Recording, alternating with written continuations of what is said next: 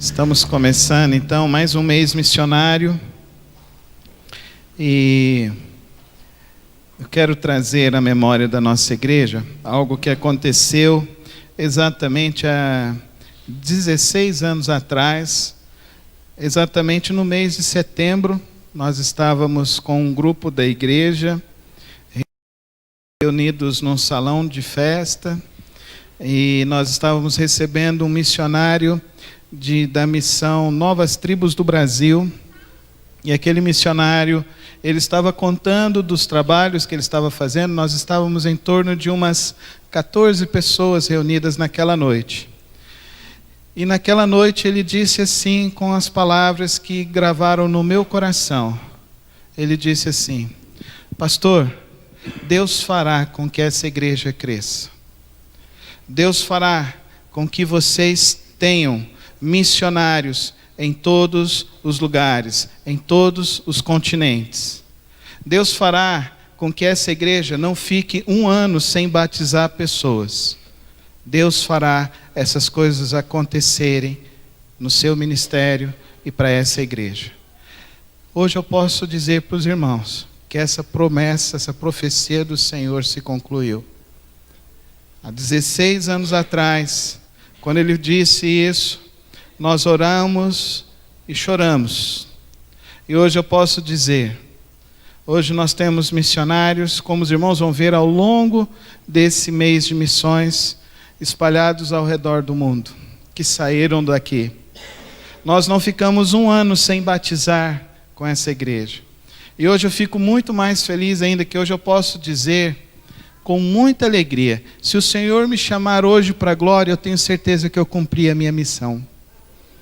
Eu cumpri a minha missão, porque eu vejo que nós temos uma igreja saudável, nós temos uma igreja vibrante, uma igreja que ama missões.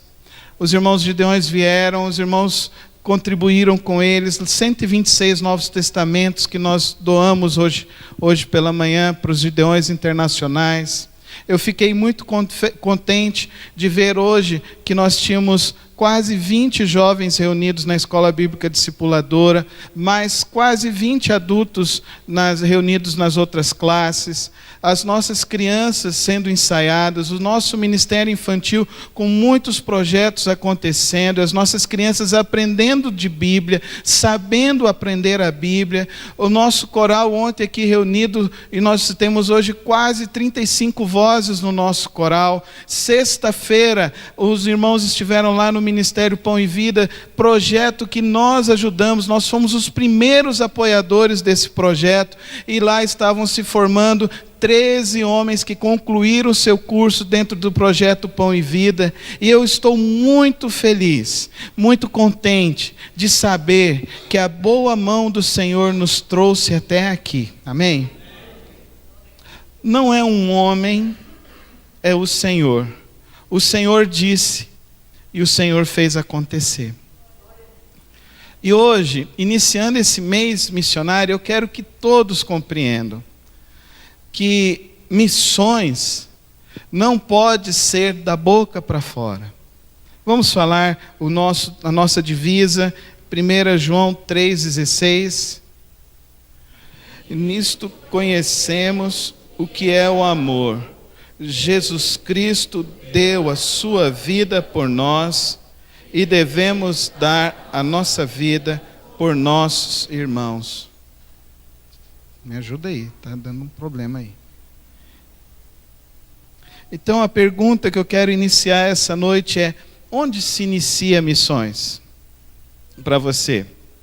Então nós vamos fazer hoje um estudo que a gente poderia dizer assim, é a teologia bíblica realmente. Nós vamos passar por toda a Bíblia, tanto no Antigo e no Novo, e nós vamos contemplar o que a Bíblia diz sobre missões. Então, eu quero que os irmãos entendam que é um grande desafio pregar, fazer um panorama bíblico assim. Então, conto muito com a sua atenção e me ajudem para que a gente possa conseguir cumprir isso dentro do horário que nos é dado nessa noite. É um desafio, eu espero que o Senhor nos ajude a compreender isso. A história da criação narrada na palavra de Deus é uma história que ela diz assim: Deus, no princípio, criou Deus os céus e a terra era sem forma e vazia. E o Espírito do Senhor pairava sobre a face das águas. E o Senhor, então, decidiu fazer novo céu, terra, e começou, então, a fazer toda a ordem criada, toda a ordem na terra e toda a ordem fora da terra, toda a ordem cósmica. E quando Deus fez essa criação, Ele, ao concluir essa criação, no 6º dia, Ele fez a sua obra-prima da criação, que foi o homem, que Ele pegou do barro, e do barro formou o primeiro ser humano, e que ali, Ele, ao soprar as narinas, deu a ele o fôlego da vida, que trouxe então consciência ao ser humano, e trouxe então a razão. E ali, naquele próprio ato de Gênesis capítulo 1, Ele já diz assim, que você vai povoar. Ele já coloca então um mandamento, uma missão ao ser humano. Você vai povoar a terra, você vai dominar os animais, você vai cuidar desse jardim. Ele coloca então esse ser criado como sendo o regente de toda a ordem cósmica, de toda a ordem da natureza. E ele diz então que ele deveria dar nome a todos os animais, dar nome às plantas. E então assim o fez e assim aconteceu. Em Gênesis capítulo 2 vemos então a narrativa da formação da mulher. E em Gênesis capítulo 3 nós vemos então a narrativa da queda. Quando o homem então desobedece a Deus, Deus criou todas as coisas e colocou ele no lugar, e ele diz assim, quando ele termina o 1º, o 2º, o 3º, o 4º e o 5º dia, ele diz que isso era bom. Mas quando ele conclui o dia 6, ele fala que é muito bom. É muito bom que ele formou um ser humano livre, um ser humano que tem razão, um ser humano que tem emoção, um ser humano que pode andar com as suas pernas, um ser humano que pode realizar com a sua vida. E assim, esse ser humano, ele colocou como sendo esse vice-regente de toda essa ordem cósmica. O homem então foi posto, ele tinha condição de viver, de se harmonizar com o seu estado, com a sua natureza, com tudo que estava acontecendo. Mas esse ser humano ficou insatisfeito e pecou. E ali então, nós vemos então a primeira narrativa que eu trago para vocês sobre de onde vem essa ideia de missões. Gênesis 3:15. O Senhor Deus diz assim: porém inimizade entre você e a mulher, entre a sua descendência e o descendente dela, este lhe ferirá a cabeça, e você lhe ferirá o calcanhar. E aqui então, Deus institui o coração desejoso dele. O pecado veio. O pecado trouxe então desajuste do relacionamento do homem com Deus. Desajuste do relacionamento do homem com a mulher. Desajuste do relacionamento do homem com toda a ordem cósmica, com toda a natureza. E com isso aconteceu um grande desequilíbrio, um grande cataclisma cósmico.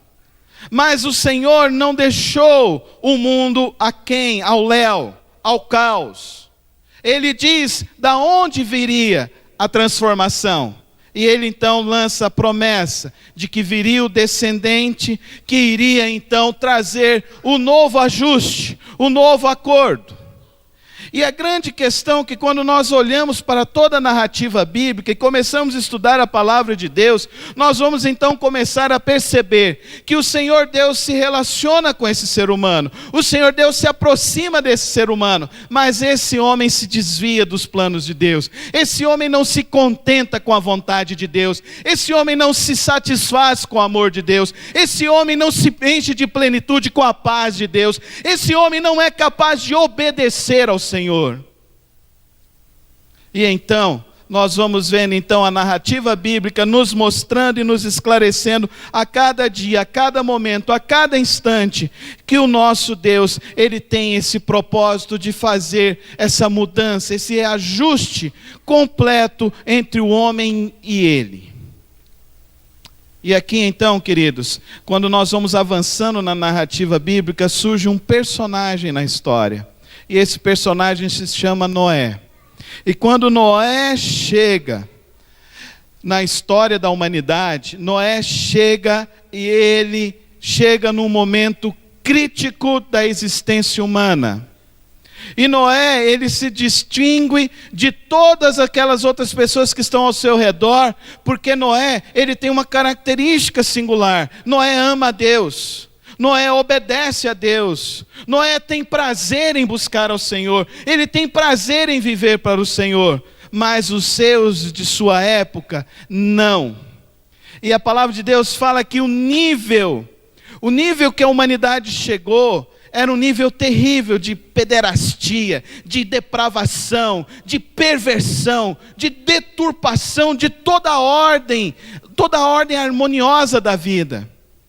E que Deus, o relato de Gênesis no capítulo 7, é que Deus, Ele sentiu que havia errado ao criar o ser humano. E Deus sentiu remorso, porque o ser humano não queria viver para Ele, não queria andar com Ele. Mas houve esse homem, Noé, que fez a diferença. Noé então foi chamado para viver uma missão que Deus lhe confiara.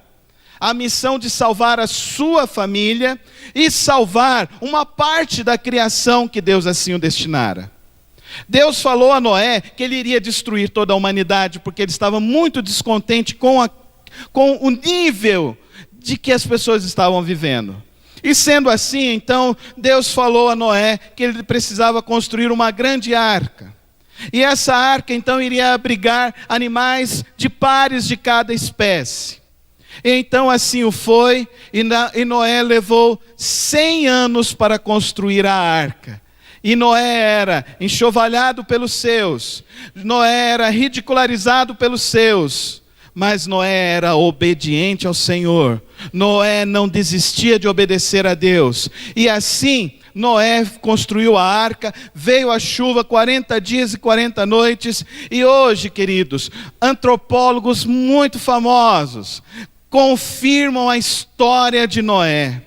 Não só como uma história verídica para a humanidade, mas principalmente que foi estudado contos e relatos em mais de 100 grupos primitivos espalhados ao redor da terra. Isso foi uma pesquisa feita e passou na Discovery Channel, e eu achei muito interessante isso. Foram escolhidos 100 povos primitivos, e em todos esses 100 povos primitivos que ainda não tinham contato com a civilização. E esses povos primitivos constava o quê? A narrativa do dilúvio, a narrativa de uma família que foi resgatada e guardada por Deus. É muito interessante a história do nosso Senhor, é muito interessante a palavra do nosso Deus, que o nosso Deus, ele tem esse desejo de salvar a humanidade, que o nosso Deus tem esse desejo de resgatar a humanidade. E assim, queridos, choveu, Deus acabou com grande parte da natureza, e 40 dias e 40 noites, e depois de 3 meses então, a água desceu, e aí vem a narrativa de Gênesis 8, 21 e 22, que eu quero que você preste muito bem atenção nessa narrativa.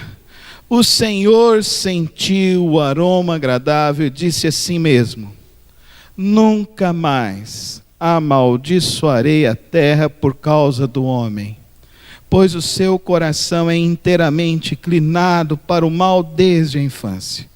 E nunca mais destruirei todos os seres vivos como fiz desta vez. Enquanto durar a terra, plantio, colheita, frio e calor, verão e inverno, dia e noite, jamais cessarão. E assim então nós vemos a aliança noaica, a aliança que Deus fez com Noé e a humanidade. E ele pôs essa aliança como sinal, o lindo arco-íris no céu, para sempre nos lembrar que o Senhor não tornará mais a destruir a natureza por causa da inclinação do coração humano. Mas a missão não para aí. A história da missão não para aí. A história da palavra de Deus não para aí. Levanta-se então uma pessoa que se chama Abraão na história da humanidade. E Abraão, ele nasce em Ur dos Caldeus, antiga Babilônia.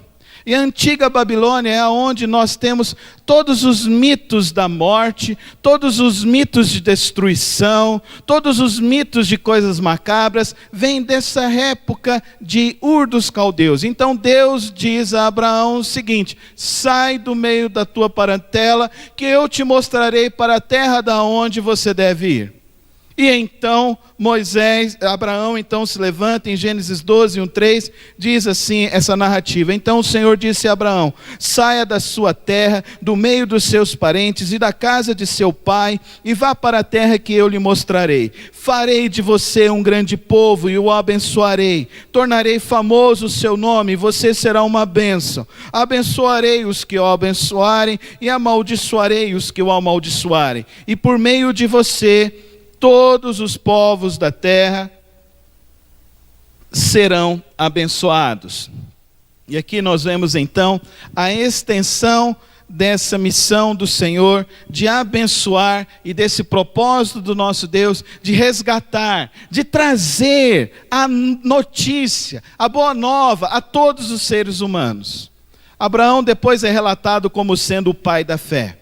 Abraão, ele foi pai na idade avançada, com mais de 100 anos, de uma mulher estéril, que também era uma mulher de idade avançada, com mais de 90 anos. Abraão foi fiel a Deus, serviu a Deus, obedeceu ao Senhor. E assim então, nós vemos essa aliança do Senhor. E a aliança do nosso Deus não é uma aliança simplesmente passageira. É uma aliança que Ele faz perpétua, como Ele fez com Noé, como Ele fez a aliança no Éden. Alianças perfeitas, alianças perpétuas. O povo então vai crescendo, o povo vai aprendendo, o povo vai começando a buscar a Deus, mas esse povo do Senhor, então, fica escravizado, porque os filhos, a descendência de Abraão, eles se migram para o Egito, e lá no Egito, então, eles começam a ser escravizados. Mas o nosso Deus tem um propósito de relacionamento com esse povo. E o nosso Deus deseja que esse povo ande com Ele. Então o nosso Deus traz um resgatador. Lembra-se do descendente? É muito interessante quando a gente pensa sempre no descendente. Que ele fala, é o descendente que vai trazer a solução. Então se levanta Moisés na história. E aí Moisés é reconhecido não só na história do povo judeu, mas ele é reconhecido também na história do povo muçulmano, do Islã. Moisés também é reconhecido dentro da história dos egípcios. Moisés, então, ele foi uma criança que precisou ser resgatada pela princesa, a filha do faraó, para não ser morto. E nós vemos então o nosso Deus conduzindo a história. Era necessário então que se levantasse uma pessoa, num tempo histórico, num momento histórico, de uma geração poderosa, para que essa pessoa pudesse então trazer a libertação do povo de Deus. E ele foi e assim o fez. Ele foi e buscou fazer a libertação do povo, e Deus usou Moisés para enviar 10 pragas ao Egito. As pragas aconteceram, o faraó ficou humilhado, e depois o faraó então começa a perseguir esse povo, que vai para Canaã, a terra que mama leite e que mama mel, a terra prometida do nosso Deus. O nosso Deus sustenta esse povo durante a peregrinação, cuida para que os pés deles não se queimem, mandando uma nuvem durante o dia, e os aquece à noite, mandando labaredas de fogo no acampamento onde eles estavam, para que eles não passassem necessidade. Ou esse povo recebeu um alimento formidável que se chamou o maná do céu, que desceu do céu. Esse povo recebeu carne, esse povo recebeu codornas, esse povo recebeu água, esse povo foi caminhando com o Senhor. E o nosso Deus, então, para a entrada da terra prometida, em Êxodo capítulo 15, versículo 6, faz uma nova aliança com esse povo. E agora diz assim, eu queria que os irmãos lessem Êxodo 15, 5 e 6.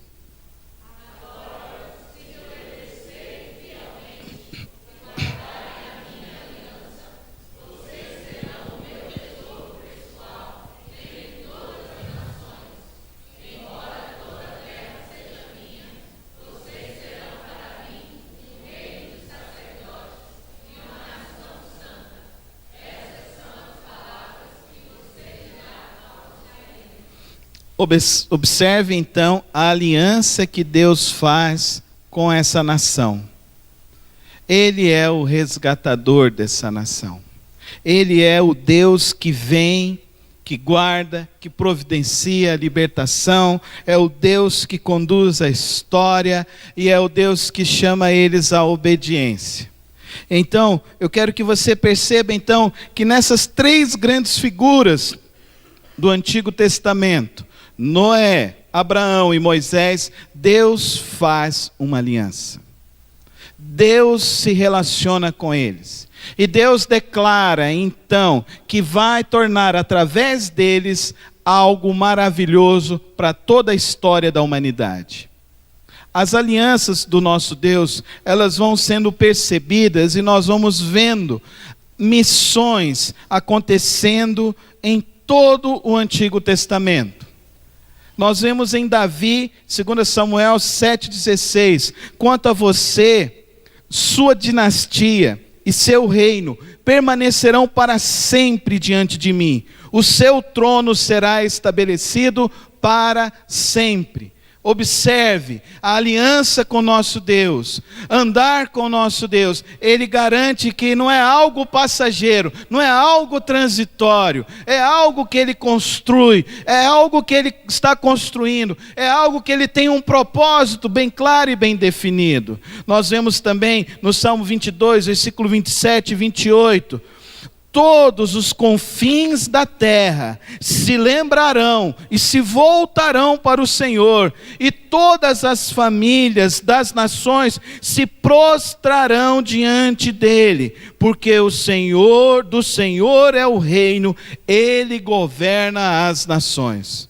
Observe Deus falando que ele tem o propósito de resgatar cada ser humano, de resgatar e de ter uma aliança com cada ser humano em todos os lugares. O profeta Isaías, no capítulo 49, versículo 6, diz assim: é coisa pequena demais para você ser meu servo, para restaurar as tribos de Jacó e trazer de volta aqueles de Israel que eu guardei? Também farei de você uma luz para os gentios, para que você leve a minha salvação até aos confins da terra. A experiência com Deus, o andar com o Senhor, o buscar o nosso Deus, não é simplesmente uma mera experiência intimista, espiritualista. Implica numa missão, implica em compreender a história que esse Deus está escrevendo. Implica em compreender o propósito que esse Deus está estabelecendo. Implica em compreender e se relacionar dentro da vontade desse Deus que está sendo estabelecida sobre a face da terra. O povo vai se desviando, o povo recebe juízes, recebe profetas, e Deus sempre mandando pessoas para trazer o povo de volta a Deus. Os homens se desviam e Deus levanta alguém para trazer o povo de volta à vontade dele. Até que nós chegamos ao cume da história da humanidade. Quando vem o nascimento, o advento do nascimento do nosso Jesus Cristo. E ele veio ao mundo e nasceu de uma virgem, viveu entre os seus o rejeitaram, mas olha quantas coisas a gente vai vendo. João diz que ele é o pão que desceu do céu, trazendo alusão ao maná que caiu do céu. João diz também que ele é o homem perfeito e que através deles então vimos a glória de Deus, como aconteceu no Antigo Testamento. E nós vemos então que Jesus, nos seus últimos momentos, ele reunindo os seus discípulos, ele começa a esclarecer então e a descortinar o que de fato é essa missão que Deus tem. E agora, de uma maneira muito mais clara e preciosa, muito mais direta e objetiva, ele vai esclarecendo então a missão. E eu quero então que você perceba nos 4 evangelhos essa missão. Mateus 28, 19 e 20, os irmãos podem ler?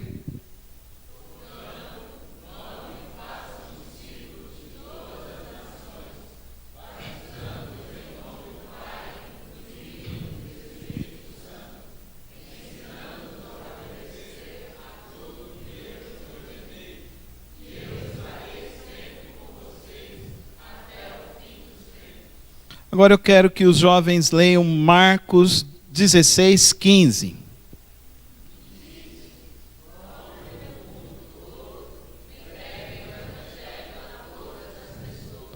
Agora eu quero que as irmãs leiam Lucas 24, 48 e 49.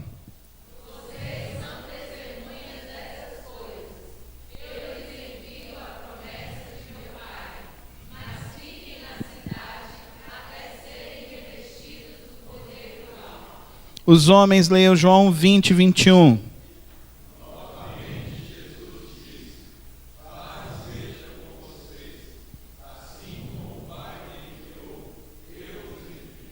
Você consegue entender?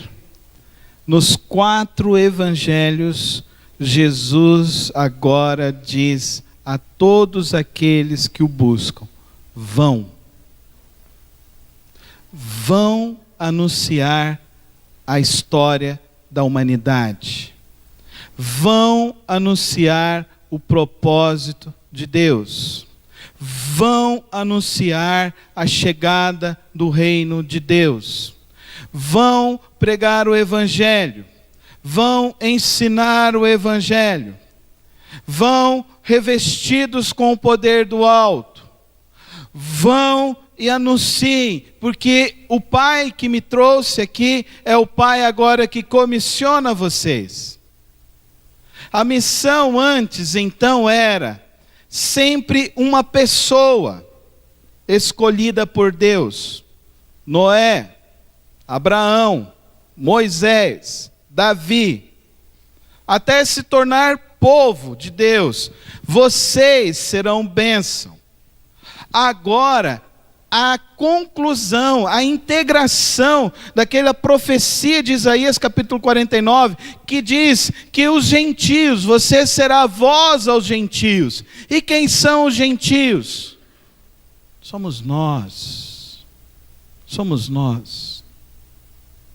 Nós que recebemos a mensagem de vida, nós que recebemos a mensagem de salvação, nós agora somos comissionados por esse Deus a dizer então que existe uma solução para o caos da humanidade, que existe uma solução para os problemas que cada família, que cada pessoa tem, que existe uma solução para um ordenamento da sociedade, que existe uma solução para os problemas e dilemas da vida humana. E a solução é o Evangelho de Cristo Jesus. Essa mensagem foi tão poderosa que 11 pessoas derrotou um império de quase 200 anos, que teve um grande exército, que tinha um poder bélico enorme, que tinha uma força ideológica e filosófica enorme, que tinha ao seu redor todos os intelectuais, toda a cultura da época, tudo que se fazia, tudo que era norteado e propagado, toda a economia da época, se rendeu a esses 11 homens.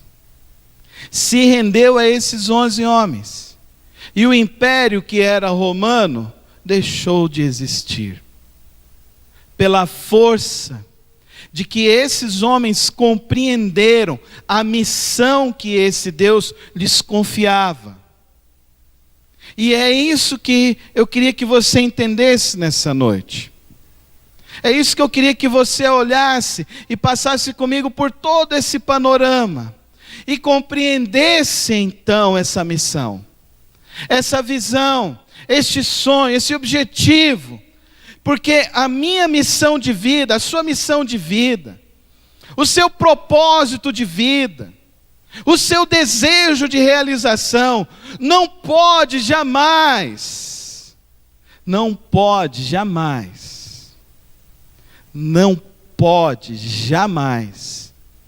excluir a missão que Deus, o Senhor Jesus, confiou a você.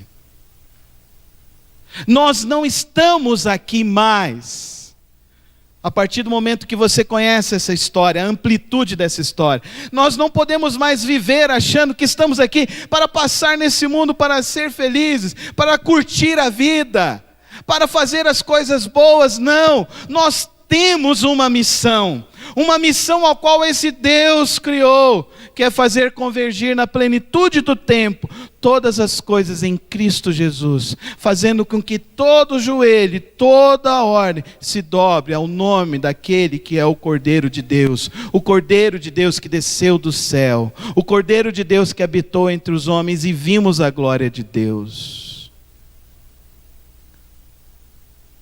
Mas o que tem acontecido na vida de muitos e muitos crentes? As coisas do mundo têm sido mais importante do que a missão que Deus lhes confiou. Qual o resultado? Vidas se destruindo, doenças aumentando, desilusões, decepções, prejuízos financeiros enormes. Aqueles 11 homens compreenderam o que Jesus disse. E olha o que aconteceu no Novo Testamento. Atos 1:8. Vamos ler todos juntos? Mas receberão poder, o Espírito Santo descer sobre vocês, e serão minhas testemunhas em Jerusalém, em toda a Judéia e Samária, e até os confins da terra. Atos 1:8. Ao terminar o capítulo de Atos 1, 3.000 almas se convertem. Ao chegarmos até o capítulo 6 de Atos, já são mais de 20.000 pessoas convertidas. Ao chegarmos ao Pentecoste dos gentios, já são mais de 50.000 pessoas convertidas. Ao chegarmos no apóstolo Paulo, em Romanos 10, 12 e 15, Não há diferença entre judeus e gentios, pois o mesmo Senhor é Senhor de todos e abençoa ricamente todos os que o invocam. Porque todo aquele que invocar o nome do Senhor será salvo. Como, pois, invocarão aquele em quem não creram? E como crerão naquele de quem nunca ouviram falar? E como ouvirão se não há quem pregue? E como pregarão se não forem enviados? Como está escrito, como são belos os pés dos homens, dos que anunciam boas novas. Romanos capítulo 10, e quando Paulo escreve aqui, já são mais de 250 mil cristãos convertidos, espalhados em mais de 50 localidades. E esse evangelho se espalhou com tanta dinamicidade, porque através da perseguição, os cristãos eram mortos, matavam-se 10, matavam-se 100, matavam-se 200, os que saíam com a intensidade da força do Senhor, da força do poder de Deus, e pregavam mais o evangelho, e cidades inteiras se convertiam, cidades inteiras se dobravam aos pés do Senhor Jesus, porque existiam homens e mulheres que entendiam que a vida aqui é passageira, que a vida aqui é fugaz, mas a vida com o Senhor não é, ela é eterna, ela é preciosa. De que vale ganhar o mundo inteiro? De que vale ter a fama deste mundo? De que vale estar bem com os seus e os seus irem para o inferno? De que vale? Eles tinham a visão que permeavam as suas mentes, os seus corações. Eu gostaria que você lesse junto comigo a visão de Apocalipse 7, 9.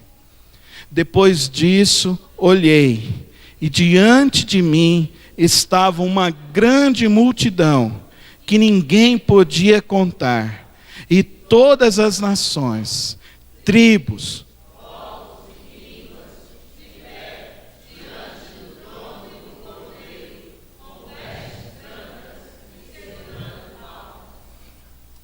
aonde que você quer ver os seus? No lago de enxofre? Ou você quer ver eles na multidão cantando santo, santo, santo é o Cordeiro, e digno é o Cordeiro de ser exaltado e louvado em toda a majestade? O que está impulsionando a tua vida? O que você está fazendo com essa história tão linda e magnífica do nosso Deus? Você esquece?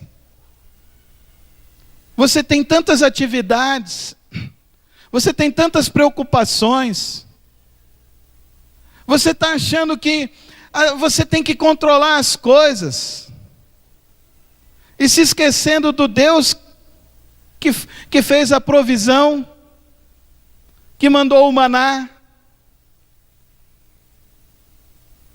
O que você está fazendo? Quantos e quantos que passam dias sem abrir a sua Bíblia? Quantos e quantos não têm coragem de pregar o evangelho para ninguém, nem para quem está do lado? O que você está fazendo com a vida? O que você está fazendo com a sua vida?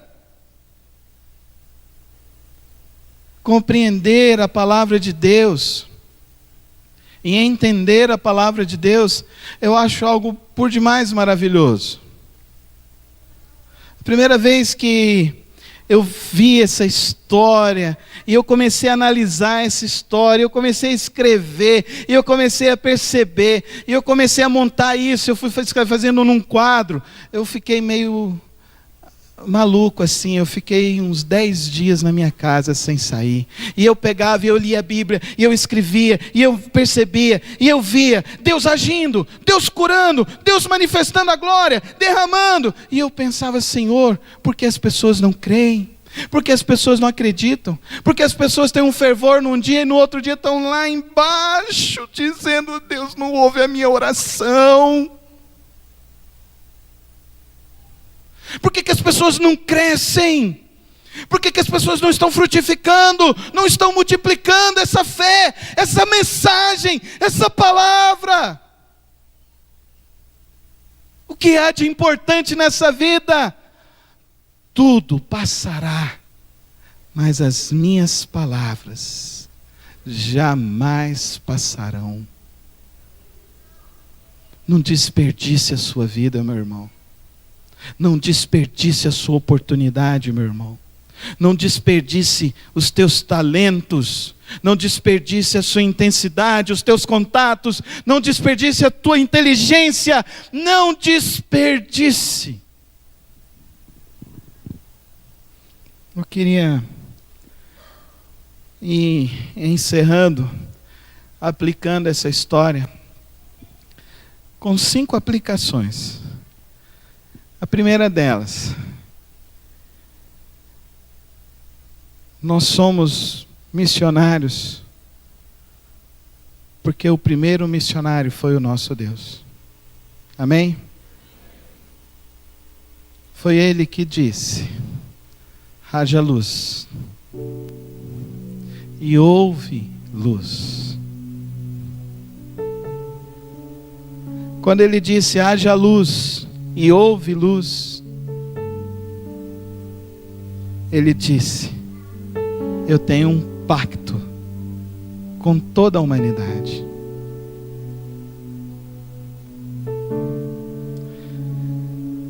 Eu quero que você entenda que se você não prega o Evangelho,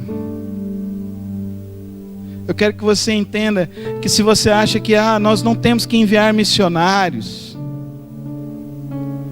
se você acha que nós não devemos sustentar os missionários, você está pecando contra Deus. Nós estamos em outubro de 2015, e se nesse ano você não tirou um pouco do seu recurso para dar a missões, você está pecando contra o Senhor. Não é contra mim, não é contra a igreja. Para te ser bem sincero, eu pouco me importa com o que você dá ou deixa de dar. Não me preocupo com isso, nunca me preocupei. E sei que jamais me preocuparei, porque eu sei quem me sustenta.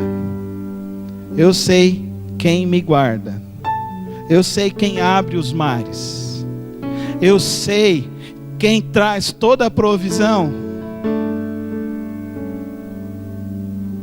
Mas eu não posso deixar você viver uma vida inteira achando que isso é coisa para os outros. E você não entender que você faz parte dessa história.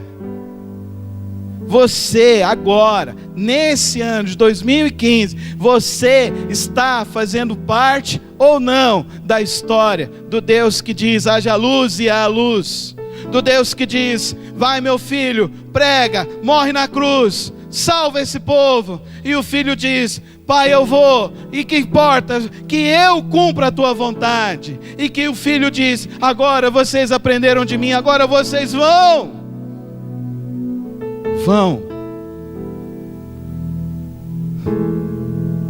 E eles foram. E o que eles tinham? O que um pescador tinha? Que não estava nem pescando. Ele tinha o poder do Espírito de Deus. Amém? Amém? Outra coisa que eu queria que você entendesse é que nós devemos ter os mesmos sentimentos do nosso Deus.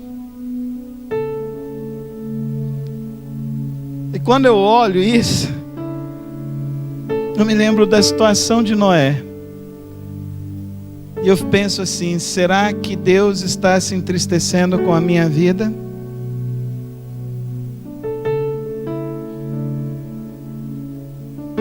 Ou será que a minha vida está sendo uma alegria para o Senhor?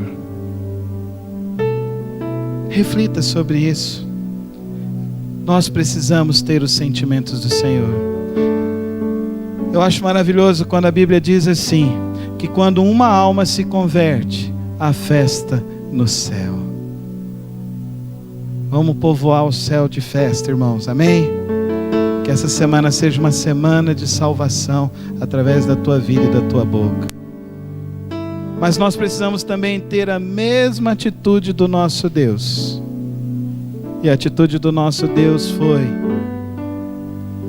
não importando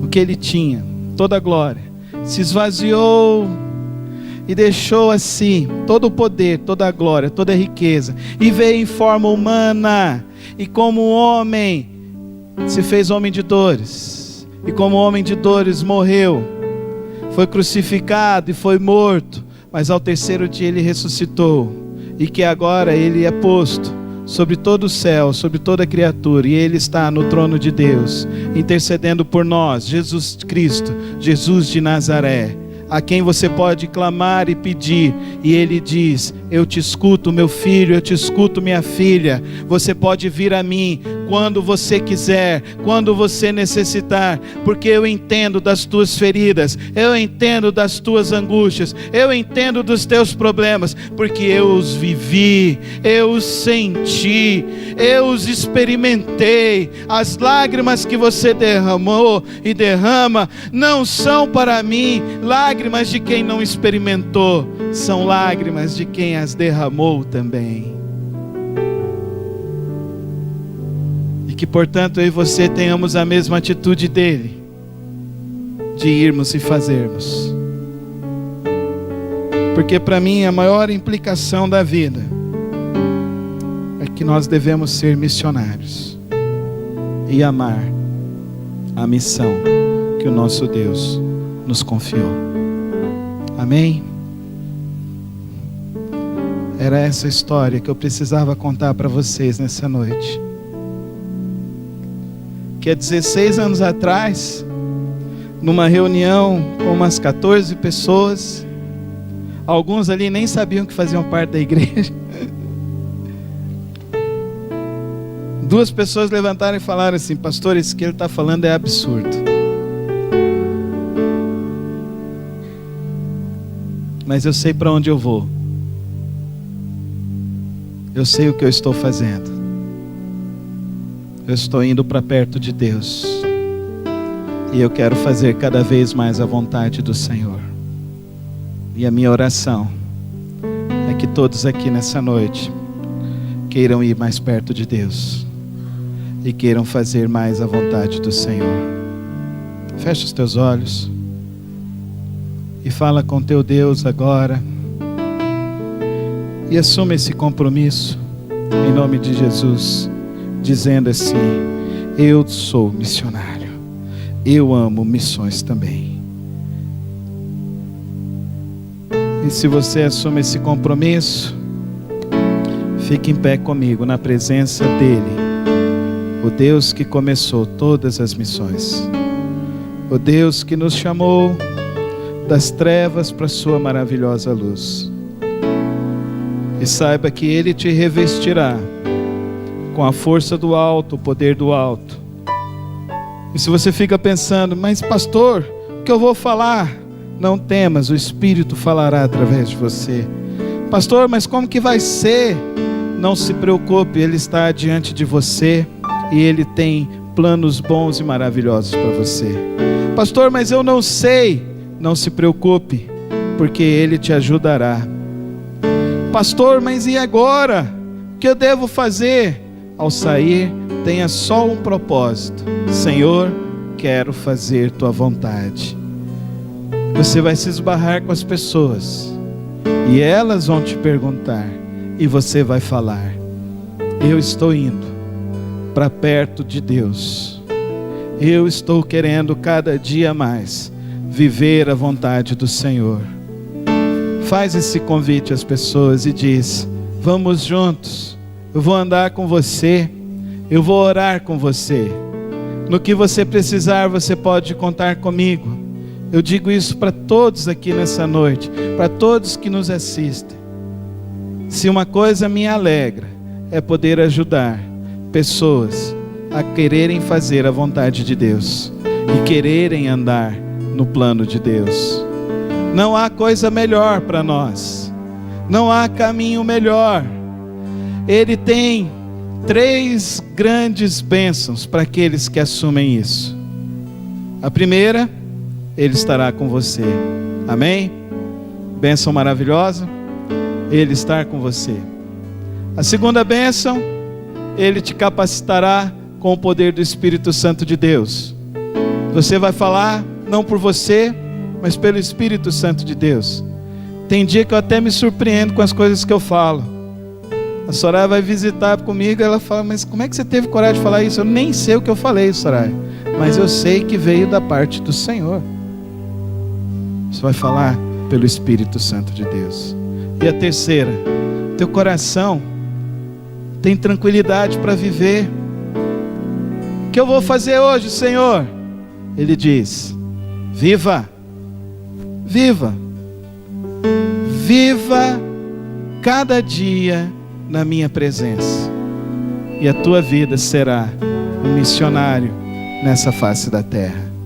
Que o Senhor nos dê muitas almas nessa semana, que o Senhor nos dê muitas almas nesse mês, que o Senhor nos dê muita alegria de viver na presença dEle. Reveste nessa hora o teu povo, Senhor, fortalece o teu povo nessa hora. Ajuda o teu povo a compreender a tua boa, perfeita, agradável vontade. Compadece-se daqueles, ó Deus, que ainda se sentem pequenos, e encha-os com teu poder nessa noite para a tua glória. Em nome de Jesus. Amém.